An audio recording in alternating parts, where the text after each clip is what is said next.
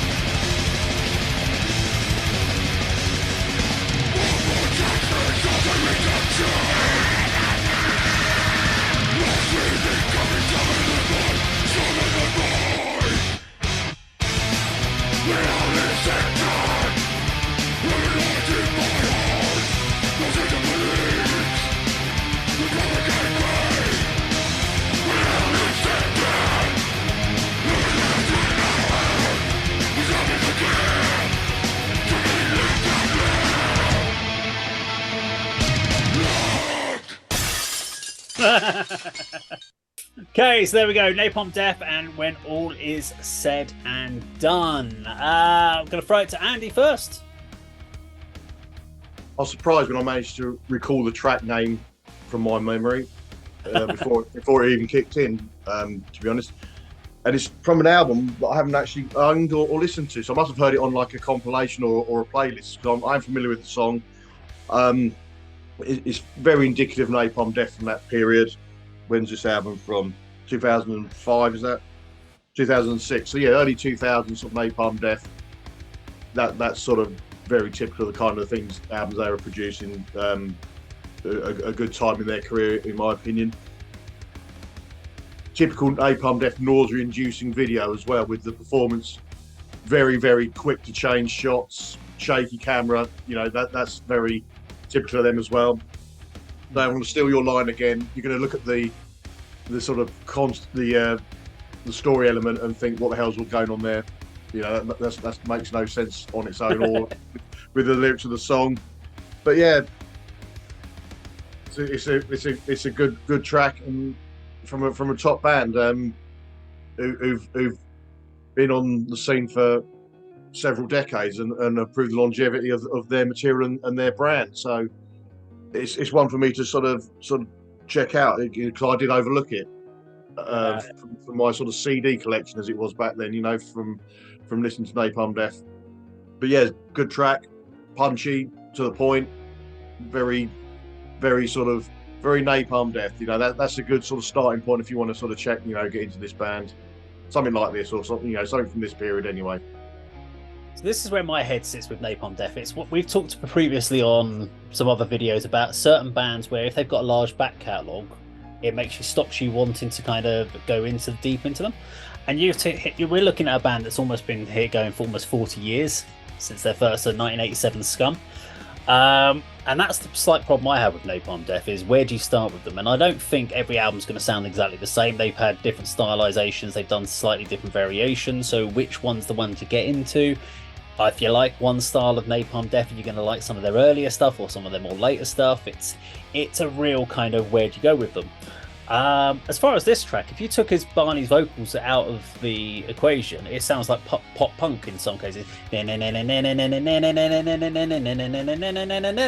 was like, it's not that heavy. We've been listening to a lot of metalcore stuff recently, and the metalcore was just piss all over that as far as weight and heaviness, until it gets into like the real fast like stuff, and then it kind of kicks back in again. So I'm not sure. It didn't feel that heavy overall as far as what my brain tells me Napalm Death is. Because I think a lot of people's aspirations or understanding of Napalm Death will be, wasn't that the band that was in Ace Ventura? And that'll be people will go Napalm Cowell Courts or one of those sort of bands. Yeah, Napalm Death was in some video somewhere. Yeah, they were on Craig Charles presented. What was the TV show? And they did You Suffer But Why, and he's like, is that it? I do remember Napalm Death being involved in some stuff, and a bit of mainstream TV, yeah. Mainstream TV, and being known as this like full-on aggressive band. So that's why I was kind of like, I heard this when as I was watching this with you guys, and I'm like, okay, yeah, this is fine. This feels quite like child-friendly in a way. Which I never thought I'd say that about Napalm Death. That's a good rendition of the riff, but that's it's sort of hooky, isn't it? That kind of single note. Melodic almost, but it's odd when we've been listening to so much metalcore recently. I'm like, bloody hell, okay. But yeah, nice track, nice melody. Again, I never thought I'd say that about Napalm Death. Video wise, do you know what, with this sort of band, I've not really paying much attention to the video on this particular one. I kind of just expect them to just do some random stuff, aggressive. So yeah, I stopped trying to understand what they were doing early on, but I don't know. I feel I need to give Napalm Death more time at some point and find one album and just go, do you know what? This is the album. I'm going to listen to it. But I don't think I should go back and listen to something like Scum, because I think that's too extreme down the other end. I think I need to sit somewhere in the mid-2000s and find something there and then work my way around that. But Kirk, your thoughts? Don't start in the mid-2000s. Start with the 2020 album, Throes of Joy and the Jaws of Defeatism. Fantastic record. That's got elements of industrial, black metal. It's really heavy again. You are right what you're saying there, Dave. That album, Smear Campaign, I'm not too familiar with it, 2006, but the old fan base, some of them will like that because there's always this clamour amongst fans like, please retain your punk identity, which they do in that, but they're really almost meaningless, those riffs, aren't they? That song's only interesting when it goes more extreme, with the threat of blast beats, and then you've got that hysterical screaming.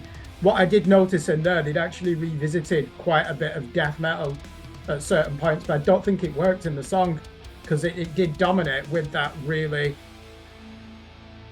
teenage type punk rhythm, didn't it? And you're right, if you take Barney's vocals out of that, there's not really much interesting going on until they start playing around with tempos and then throwing in certain dynamic shifts that all of a sudden do, rip the flesh off your face, don't they?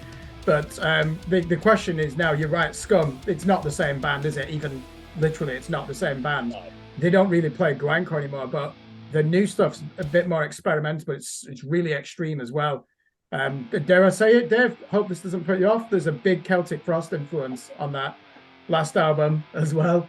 But did you hear the last album, Andy? Because surely you would like that. I was surprised when you said that was the one to go to, because the fact that you summarised it by being experimental is what I didn't like about it. If I was going to suggest to Dave or anybody to go to a starting point from Napalm Death, I would go with Enemy of the Music Business. Yeah. Or go back to the beginning of the Barney era, Harmony Corruption. They're my two, well, personal choice, my two favourite Napalm Death albums, and they're a good starting point. You know, one's, you know, almost Floridian death metal, because that's what they were influenced at the time and where they recorded the album. Enemy of the Music Business was kind of a stepping stone into this period, but not as experimental as, you know, that you know, the latest releases. I agree. Yeah, the Enemy of the Music Business from 2000's a real return to form for the band, isn't it? That is ferocious. Yeah, that's probably the best place to start. I remember when it came out and reading the review in Kerrang and listening to it, and never heard anything as heavy as that at the time. So yeah, definitely go for that Enemy of the Music Business 2000. Okay, well, there you go. If you like this video, this was, of course, Napalm Death, and when all is said and done, if you like the video, please do like, share, and subscribe, and we'll see you on another video sometime very soon. Take care.